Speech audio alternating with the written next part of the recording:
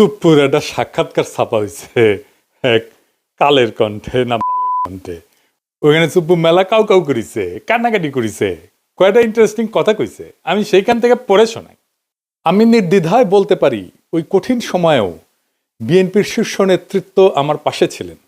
তারা তখনও সংবিধানের ধারাবাহিকতা অক্ষুণ্ণ রাখার বিষয়টি আমার কাছে স্পষ্ট ভাষায় ব্যক্ত করেছেন। বিশেষ করে বিএনপির চেয়ারম্যান তারেক রহমানকে ঘিরে আমার মনের মধ্যে অনেক কৌতূহল জমা ছিল, কিন্তু আমি পর্যায়ক্রমে বুঝতে পারলাম তিনি খুবই আন্তরিকতাপূর্ণ মানুষ। হি ওয়াজ সো কর্ডিয়াল। আমার দুঃসময়ে বিএনপির সহযোগিতা শতভাগ ছিল। সুপ্পু খুব পরিষ্কার করে বলছে যে বিএনপি তারে রক্ষা করছে। কোন সুপ্পুকে? সেই সুপ্পুকে যে তার নিজের পরিচয় নিজেই দিচ্ছে। শোনেন তার নিজের ক্রেডেনশিয়াল। আমি রাজনীতির এমন কোন অঙ্গন নাই যা আমি ছুঁয়ে যাই নাই। আমি বঙ্গবন্ধুর ছোঁয়া পেয়েছি। আমি আমার জীবদ্দশায় পরপর 6 বার বঙ্গবন্ধুর দেখা পেয়েছি। বঙ্গবন্ধু আমাকে নাম ধরে ডেকেছেন, এই চুপ্পু তুই এদিক আয়, এই চুপ্পু তুই মাঠে আয়। আমি বঙ্গবন্ধুর 6 দফার ভাষণ শুনেছি। আব্দুর রব বগা মিয়ার বাড়িতে আমি গিয়েছি, আমার প্রতিবেশী। ওখানে আমি দুপুরে ভাত খেয়েছি বঙ্গবন্ধুর সাথে। শুনিছেন কি বিশাল ক্রেডেনশিয়াল? মানে কার সাথে কই ভাত খেয়েছে সেটাও তার বড় যোগ্যতা।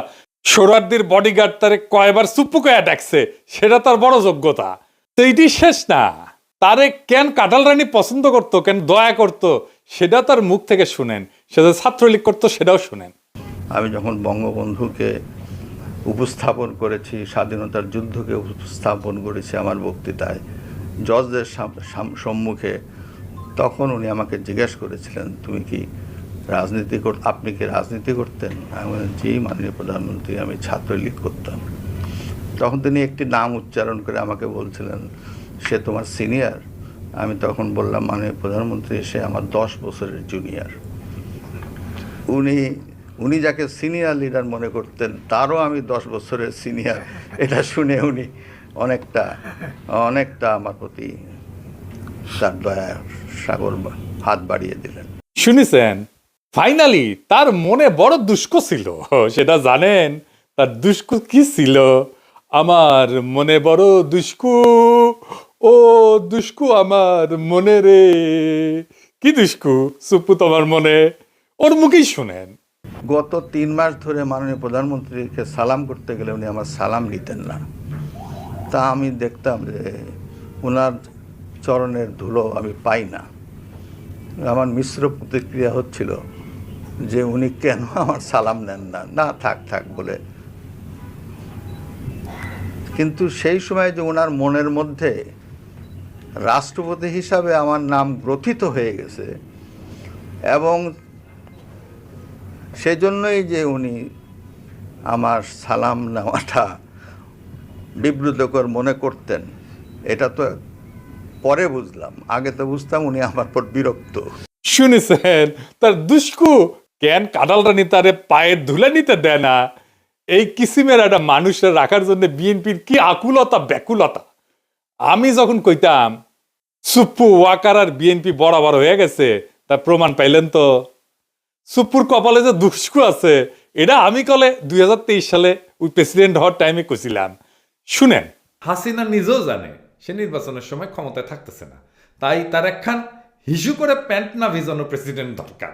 সেজন্যই সুপ্পু। তাই সুপ্পু না সুপ্পু হইল প্রেসিডেন্ট, কিছু আসে যায় না। এই সুপ্পু যতই অনুগত হোক, একটা ফেয়ার নির্বাচনের পরে নেক্সট সরকার প্রথম যে অধিবেশনে বসবে সেই অধিবেশনে যে বক্তৃতা দেবে না সুপ্পু, সেটার আইন অনুসারে বিজয়ী দল যেভাবে লিখে দেবে সেভাবে পড়তে সুপ্পু বাধ্য হবে। তারপরে কিন্তু বিজয়ী দল ইমপিচ করতে পারবে। সুপ্পুরে ইমপিচ করার মতো মেলা জিনিস আছে কিন্তু বিরোধী দলের হাতে। সুপ্পুর কপালে আগের দুঃখ আছে, হাসিনা বুঝবে আয়রে কি শখ কইরা আমি বানাইছিলাম প্রেসিডেন্ট, সে এখন আমার গালি দিতেছে সংসদে দাঁড়ায়। তা আজ দেখলাম খুব হাসতেছে সুপ্পু। হ্যাঁ, আইসা নাও, পরে কান্দিবা, যত হাসি তত কান্না, কইয়া গেছে রামসন্না। শুনিছেন? ঠিকই গুনে গুনে 3 বছর আগে কইছিলাম কলে মিলিল। এবার এখন দেখা যাক বিএনপি কি ড্রাফট করে দেয় তার বক্তৃতার। খেয়াল রাখেন বিএনপি গলে কর চেষ্টা করবে বক্তি বা ড্রাফট সুপ্পু নিজে করিছে, আমরা কিছু কই নাই, নিজে ড্রাফট করে না আইন অনুসারে প্রেসিডেন্ট। আগে জানায় রাখলাম জুলাই বিপ্লব নিয়ে কি বলে সুপ্পু, জুলাই সনদ নিয়ে কি বলে, হাসিনার ফ্যাসিবাদ নিয়ে কি বলে, গুমখুন নিয়ে কি বলে, হাসিনার বিচার নিয়ে কি বলে, এগুলা খেয়াল রাখবেন, কারণ ওইটা ড্রাফট করে দেবে বিএনপি নিজে, তারেক রহমান ওটা অ্যাপ্রুভ করবে। এটা মাথায় রাখেন সুপ্পু কি বলে সেটাই বিএনপির কথা। সুপ্পু এটা চোর, ঘুষখোর, অর্থ পাচারকারী, দাগী অপরাধী এবং মিথ্যাবাদী। জেনে বুঝে বলতেছি, ওই তো দুবাইয়ের রেসিডেন্ট, জানেন না? ও দুবাইয়ের রেসিডেন্ট কলে ওই বিচারক হিসেবে প্রথম কর্মজীবনে ছিল চরম ঘুষখোর এবং দুর্নীতিগ্রস্ত এক অমানুষ, টাকার বিনিময়ে রায় বিক্রি করত। তার দ্বিতীয় কর্মকর্তা হচ্ছে দুদকে যোগ দেওয়ার পরে দুর্নীতির মামলা এবং অভিযোগ ফয়সলা করত অর্থের বিনিময়ে, টাকা পয়সার বিনিময়ে। এ প্রসঙ্গে আবার পরে আসবো। আর তৃতীয় কর্মস্থল হচ্ছে এস আলমের দখলকৃত ইসলামী ব্যাংকের ভাইস চেয়ারম্যান ছিল, দেশের ব্যাংকিং সেক্টরে লুটপাটের শীর্ষ সহযোগী ছিল সে। খুনি হাসিনার ফ্যাসিস্ট দুঃশাসনের এই নরাধমের চতুর্থ অপরাধ কর্মের জায়গা হয়ে উঠছিল